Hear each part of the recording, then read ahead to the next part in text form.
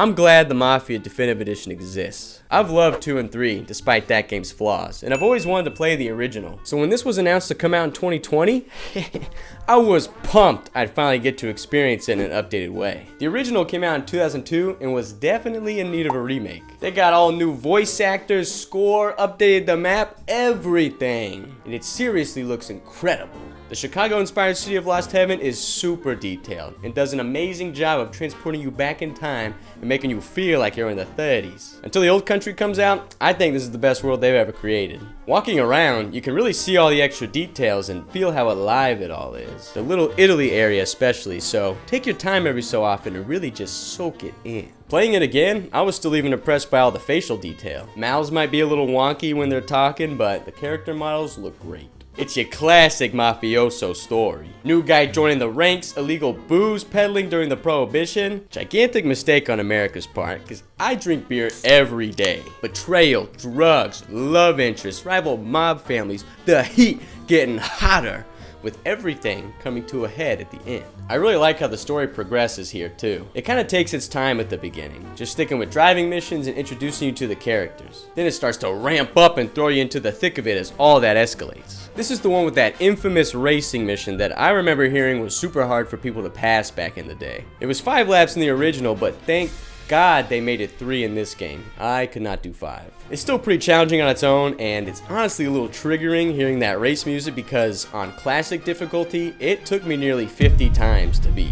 But while playing and getting footage for this video, I beat it on the first try. This series has always had fun collectibles around the map, which a lot of you guys kindly reminded me I didn't mention the Playboy magazines and the rant I did on too. In this one, there's old comics like Dime Detectives, Super Science, Terror Tales, and the art style from back then is honestly super cool though. Like, look at these. Can this style return already? There's also Gangsters Monthly, which is more comic book covers based off missions from the game, so they're getting a little bit meta. The cigarette cards show characters from other Mafia games at the age they'd be when this game takes place, so that's another little fun detail for you. Do with that what you do with that. A complaint people had about Mafia 2 was the lack of free roam. Technically, you could still drive around and do whatever you wanted, but you always had a mission objective. So they brought Free Ride back from the original Mafia game that you can access at any time in the main menu. Not only are you free to do whatever you want, but you can also change the time of day and put on any outfits you wear throughout the story. And if you have the Mafia trilogy, you can wear Vito and Lincoln's outfit and drive around in their signature cars. Wow! I'd recommend switching it to nighttime for a bit, because there's something about night driving in this game that just really changes it and makes you feel cozy. In Free Ride, you can unlock extra cars you couldn't normally in the main story, and they are all crazy looking.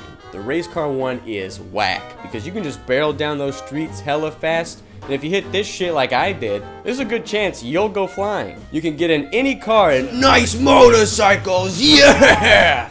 Which is a first for these games. And bring it back to your garage at Salieri's to collect and use it anytime, just like Mafia 2.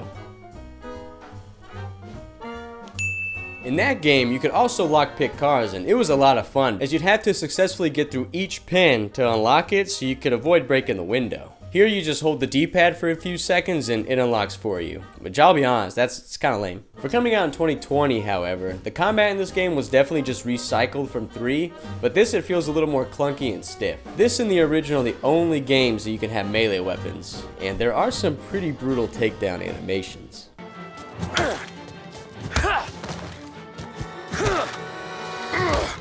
Not gonna lie though, there is some combat music in this game that goes hard.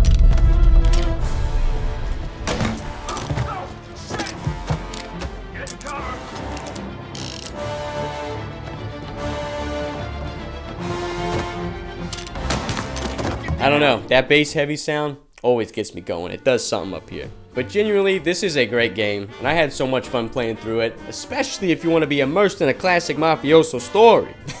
I'll never complain about getting more Mafia. 2 is still and will always be my favorite Mafia, but this game's a close second.